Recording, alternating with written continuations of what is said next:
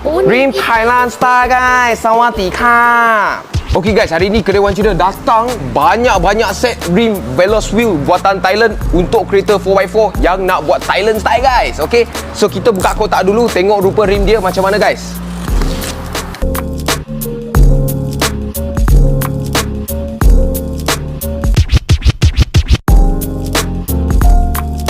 So okay guys, inilah dua rupa rim yang Thailand style yang baru sampai kedai Wan Cina daripada Veloz Wheel buatan Thailand guys. Okay, kita boleh nampak design dia 6 batang.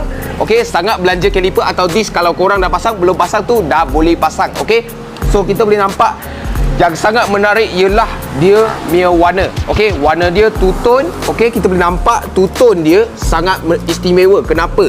Sebab two-tone kita tak akan pernah jumpa yang bibir dia warna matte black guys. Okey, tengah dia matte silver dengan matte bronze, tapi kita tak pernah lagi tengok yang matte bibir yang ada two-tone warna macam ni. So memang sangat istimewa. Pasang dekat kereta nampak lagi sporty, nampak lagi garang. Okey.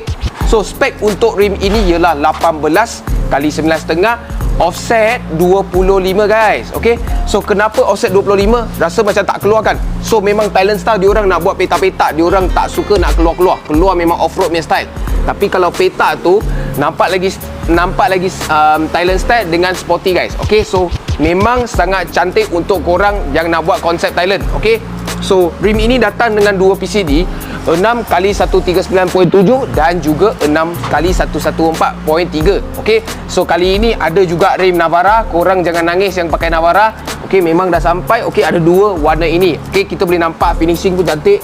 Engrave dia pun sangat cantik, sangat dalam. Okey, memang tak akan pudar warna apa semua. Memang finishing pun cun. Okey, so Wan Cina pun nak review sikit rim yang baru sampai di kedai Wan Cina daripada Veloz Wheel ini. Sebab kualiti dia memang sangat cantik. Kita boleh nampak cutting semua, finishing memang semua cantik-cantik guys. Okey, so kalau korang berminat dengan dua rim ni, boleh datang cari Wan Cina sebab kita dah masuk banyak stok untuk rim ni. Sebab Wan Cina rasa rim ini sangat cantik, korang akan suka rim ini. So kalau korang suka video kali ni, tolong like, share dan komen kat bawah apa yang korang nak tengok sosial. Banyak restock boleh datang cari Wan Cina. Macam biasa, cara ni cari Wan Cina. Thank you guys.